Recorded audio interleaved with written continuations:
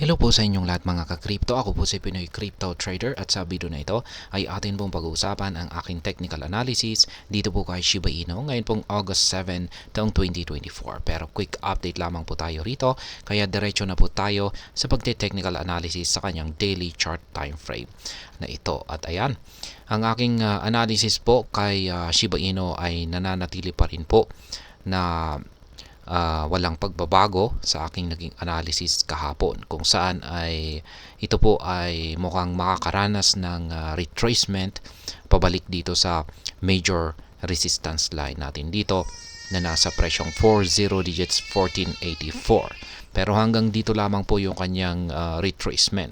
Pagkatapos niyan ay yan, babagsak po siya ulit at mukhang dito ay solid na po niyang babanggain ang major support line natin dito sa 40 digits 1170. Kaya ayan, sa madaling salita ay ganito po ang posibleng mangyayari rito. Yan, mukhang babalikan po niya. Yan, yung ating major resistance line din natin dito, pero magkakaroon siya ng rejection dito. Pero pagkatapos po niyan ay ayan, masusundan po ito ng isang matinding pagbagsak at mukhang solid na po ang kanyang mararanasang pagbagsak patungo dito sa major support line natin dito sa 40 digits 1170. Kaya ayan, dahil po sa meron po tayong nabuong rejection dito, ay meron po tayong isang minor support line dito. Ayan, isang minor support line ang nabuo rito. At ayan, palitan po natin ng kulay red. Color coding po pala natin dito is lahat po ng mga kulay red ay mga support line. Lahat naman po ng mga kulay green ay nagsisilbing mga resistance line. Ngayon ay meron po tayong isang pattern dito na pinubuo ng dalawang kulay puti na linya. Isa po itong descending wedge pattern. Ayan po siya. Ayan, at ang yung inaabangan po natin ay isa po itong bullish breakout, kung saan ay yung inaabangan po natin sa pattern na dito ay yung makakaranas po siya ng breakout dito. Sapagkat kung nangyari po yan ay aangat po siya sa napakataas na presyo. Yan, yung pinakamataas po na presyo na maaari po niyang akyatin ay ang 40 digits 2770. Ayan, kinuha po natin yan sa rejection dito. Pero para magawa po niyang akyatin ito ay kailangan po niyang malampasan ang dalawang major resistance line natin dito. At yan po ang nasa price level na 40 digits 1484 at saka 40 digits 1771. Pag nagawa po niyang lampasan ito or tagusin ay ayan, mataas po ang posibilidad na tuloy-tuloy po ito sa kanyang pag-angat sa presyo at babalikan niya ang 40 digits 2770. Kaya ayan, ngayon ay sa ngayon yung ating dalawang indicators ay wala pa rin po itong binibigay na sinyales na ito na ang oras para makarecover itong si Shiba Inu. Malabo pa rin po na isa itong rebound. Yan, isa lamang masasabi kong isa lamang po itong retracement kung saan ay aangat po siya pero aabot lamang po siya sa major resistance line natin dito na 40 digits 1484 at pagkatapos po niyan ay ayan, magpapatuloy po siya sa kanyang pagbagsak. Kaya yung aking projected price dito ay ayan, tatalbog po siya, ayan, aakyat po siya rito at ayan, bago po ulit siya magpapatuloy sa kanyang pagbagsak. Ang posible pong mangyari rito ay ayan, magpapatuloy po siya rito at aabot sa 40 digits 1170 na sunod na major support line natin dito. Pero pag hindi ay ang isa pong pwedeng mangyari rito ay magko-consolidate po siya rito. Ayan, pag tumalbog, nagkaroon siya ng rejection, ayan, babagsak at magko-consolidate siya dito. Ayan po ang posibleng isang mangyari dito. Pero mukhang mas mataas po ang posibilidad na ang mangyayari rito ay ayan, pagkatapos po niyang magkaroon ng retracement dito ay babagsak po siya.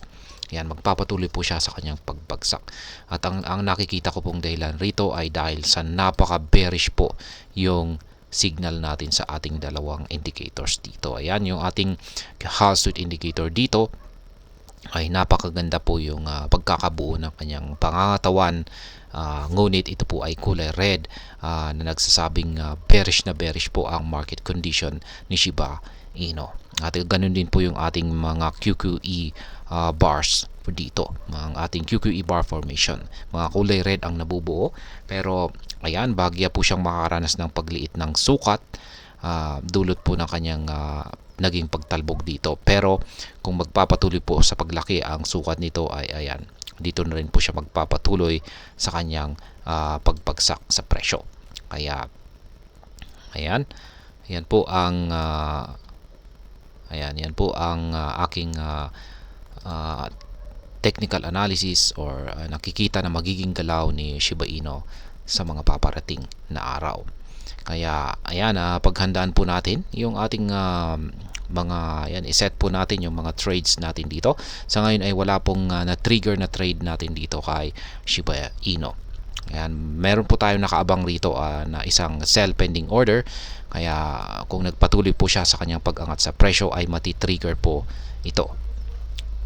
Kaya ayan, ngayon ay yan po yung aking mga live spot trading positions dito kay Bitcoin. Meron po akong 5 rito na nakaabang na sell pending order. Ayan, dito sa mga resistance levels natin, at saka 2 buy pending orders dito naman po sa ibaba na nakatapat naman po sa mga support line natin dito. Kaya kung nais po ninyong sundan or gayahin yung aking simpleng paraan sa pagti-trade dito kay Shiba Inu, ay ayan, malaya po kayong gawin yan. At madali lang naman pong gayahin or kopyahin yung aking mga live spot trading positions dito, sapagkat yung mga trading positions ko naman ay nakatapat sa mga price levels na ating nakikita sa aking chart na ito. Maaari po ninyong i-post yung video na ito at yan, i-set up ninyo. Kaya yan, para mapag umangat po si Shiba Inu ay syempre sabay-sabay po tayong nakakapag-take profit. Pero kung pag bumabagsak naman si Shiba Inu ay sabay-sabay naman po tayong nakakapag-accumulate. Kaya ayan, yan po si Shiba Inu. At muli, ang aking analysis ay yung kanyang nararanasang slight recovery ay isa lamang po itong bahagyang retracement. Pero sa bandang huli, ayan, pagkatapos po niyang tumama rito sa major resistance line natin dito, ay saka dito po siya magpapatuloy sa kanyang pagpagsak. At ayan, sa mga bago lamang po rito ay check na lamang po ninyo ang description ng video na ito para malaman kung anong platform at mga indicators ang ginagamit ko dito.